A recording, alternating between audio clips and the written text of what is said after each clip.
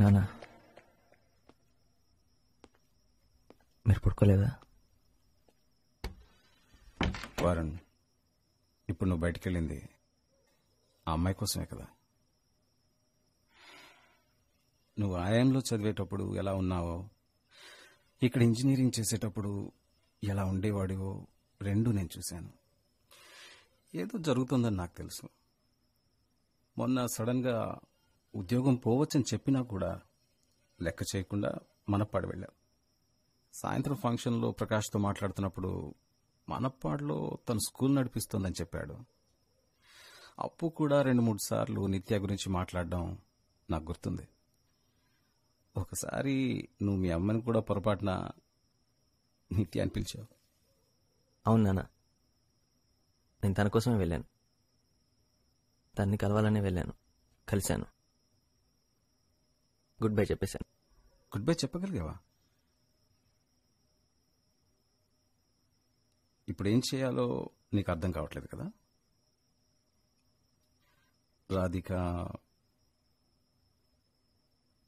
ఆ మాత్రం భయం ఉండాలి. రాధిక ఈ ఇంట్లో పిల్లలాంటిది. తనని బాధ పెట్టడం కరెక్ట్ కాదు. నువ్వు వేరెవరినో ప్రేమిస్తూ తన గురించి ఆలోచిస్తూ రాధికని పెళ్లి చేసుకోవడం కరెక్ట్ కాదు. తనని సంతోషంగా ఉంచలేవు, అది చాలా తప్పురా. తను కూడా నిన్ను మర్చిపోలేదు కదా.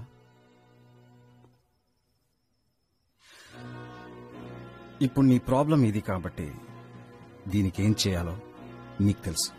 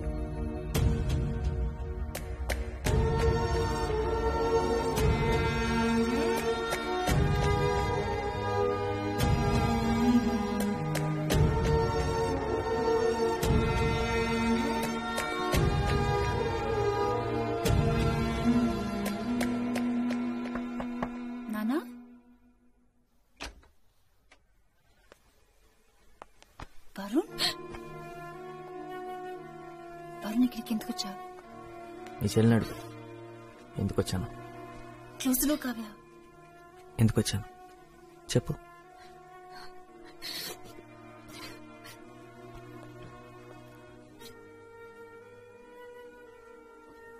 నీ గురించి ఆలోచించనే లేదు. నువ్వు కాదు, నేనంట. మీ అక్క చెప్పింది. నిన్ను నమ్మేసి ఎలా రాను? నువ్వు పిలవగానే నేను పరిగెత్తుకున్నా రావడానికి నాకేమైనా పిచ్చా? మేము ఎప్పుడూ కలిసి ఉండలే అని చెప్పింది ఏ అక్క. చెప్పావు కదా మనపాడులో. నువ్వు చెప్పావని నేను అక్కడి నుంచి ఇక్కడికి వచ్చాను. నువ్వు ఆ రోజు నన్ను యాక్సెప్ట్ చేయలేదు, యాక్సెప్ట్ చేస్తావన్న హోప్ కూడా లేదు. ఇక్కడికి వచ్చి నేను పెళ్లి కొప్పుకున్నా. ఇప్పుడు ఎందుకు వచ్చావు నిత్య? మన ఇద్దరం ఒకరినొకరు దేశించుకోకూడదని చెప్పడానికి.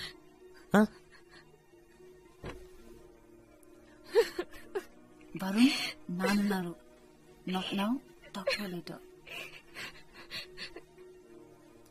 మీ పేరెంట్స్ గురించి నేను ఎందుకు ఆలోచించాలి? తన నా పేరెంట్స్ గురించి చెప్పిన ఆలోచించింది. నేను నా మనసులో నీ గురించి ఏమనుకుంటే నీకేంటి? I hate you. So what? Sorry Varun. Sorry నేను చెప్పాలి. ఎవరెవరు చెప్పాలి తెలుసు? రాధికకి, వాళ్ళ పేరెంట్స్కి, అమ్మకి, నాన్నకి, అన్నయ్యకి, వదినకి. పెళ్లికి గంట ముందు పెళ్ళాపేసి ఇక్కడికి వచ్చినందుకు నన్ను చెప్పుతో కొడదాం అనుకునే వాళ్ళందరికీ నేను సారీ చెప్పాలి. సారీ చెప్తున్నావా? నేను నమ్మను, నేను నమ్మలేను.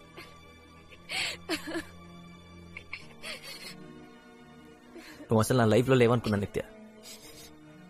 కానీ నేను నువ్వు వచ్చినప్పుడు నీ దగ్గరికి పరిగెత్తుకుంటూ రావాలనిపించింది. అందుకు ఐ హేట్ యూ.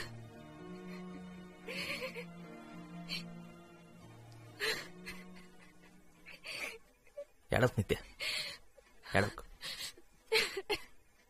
అమ్మాయిలకి ఏడవటం ఈజీ, అంత మాత్రం నేర్చేయక్కర్లేదు. విద్య అక్క, ఏంటిది? నేను ఇక్కడేం చేస్తున్నాను? ఇది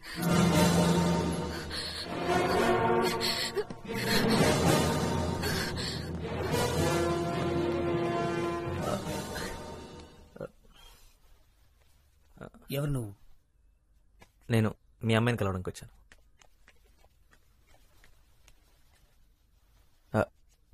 3 కాదు 2. నిత్య. నిత్య? తనకేం తెలీదు, నేనే వచ్చాను. నిత్య ఇప్పుడే వచ్చాను. వరుణ్ కృష్ణ.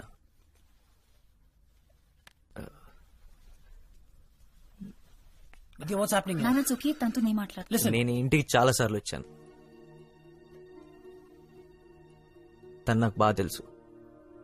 స్కూల్లో ఏంటి 8 ఏళ్ల వయసు అప్పటి నుంచే తెలుసు. అలక్నంద అపార్ట్మెంట్స్.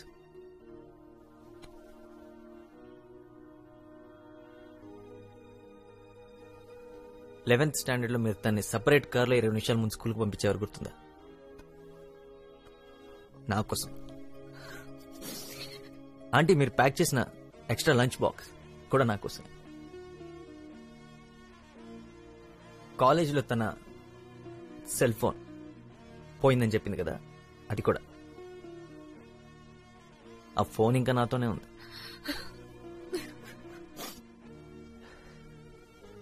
నా లైఫ్లో ఫస్ట్ 5 స్టార్ లంచ్ మీ క్రెడిట్ కార్డ్ మీద చేశాను అంకుల్. స్కూల్లో 10th క్లాస్ వరకు నాకు స్కూల్లో ఉన్న ఫ్రెండ్స్ అందరిని వదులుకొని మీ అమ్మాయి కోసం వేరే స్కూల్లో జాయిన్ అయ్యాను. మొన్నటికి మొన్న 1.5 lakh ఇన్సెంటివ్ వదులుకొని మీ అమ్మాయి కోసం మన పళ్ళు వెతుక్కుంటూ వెళ్ళాను. ఆల్మోస్ట్ జాబ్ పోయింది. అక్కడికి వెళ్ళిన తర్వాత మాట్లాడుతున్నామని 10 రోజులు వెయిట్ చేశాను, మాట్లాడలేదు. ఈరోజు పొద్దున్న నా పెళ్లి, 6:30కి ముహూర్తం, 5:30కి వద్దనుకొని చెప్పేసి ఇక్కడికి వచ్చాను. అమ్మాయి పేరు రాధిక. ఏమనుకుంటుందో, ఏమనుకున్నా నేను అమ్మాయిని ప్రేమించలేను. అమ్మాయినే కాదు, మీ అమ్మాయిని ప్రేమించినంతగా ఈ ప్రపంచంలో ఇంకే అమ్మాయిని ప్రేమించలేని సంగతి నాకు అర్థమైంది.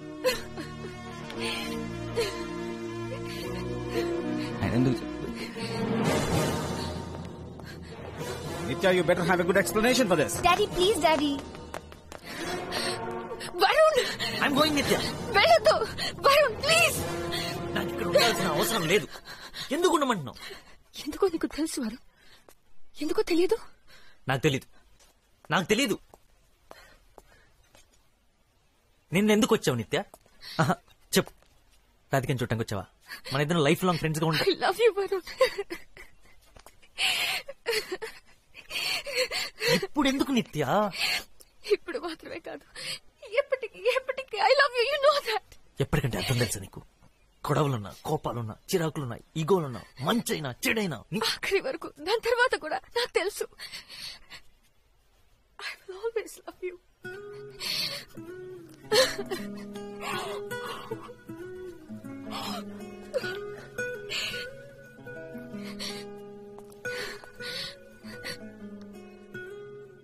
నాదే తప్పు.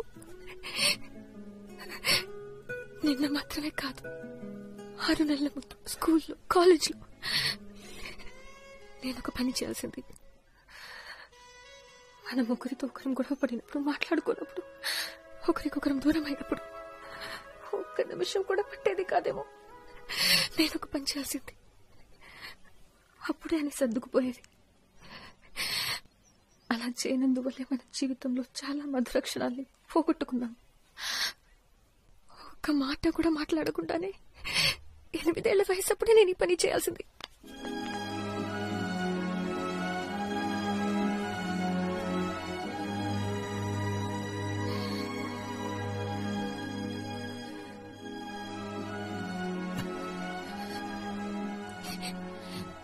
చెప్పడానికి ఏం లేదా?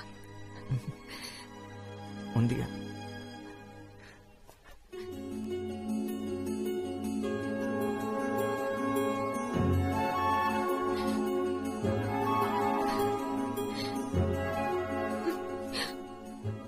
ఎనిమిదేళ్ళప్పుడు ఈ పని చేయాల్సిందే.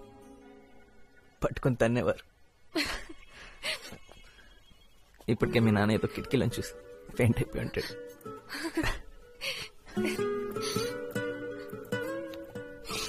నీ దగ్గర నేర్చుకున్న రెండో విషయం చెప్పనే లేదు. ఏంటది? ఒకటి క్రికెట్, అవును. రెండోది ఇది.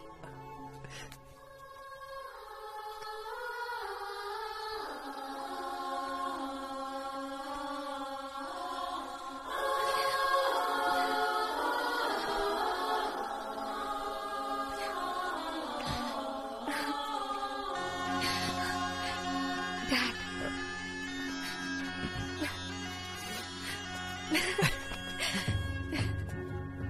అయిపోయింది అనుకున్నారా?